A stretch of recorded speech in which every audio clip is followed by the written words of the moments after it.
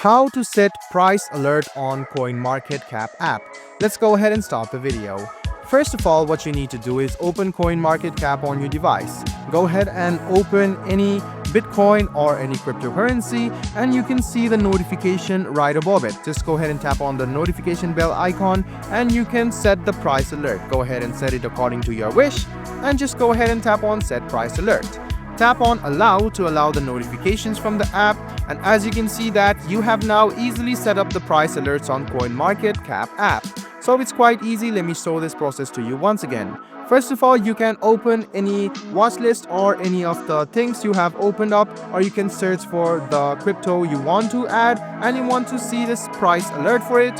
You can see the notification bell icon. Go ahead and tap on it, set the price alert, and as you can see that you will be getting the price alerts. I hope this video was helpful for you. Like the video, subscribe to the channel, and do hit the bell button for more.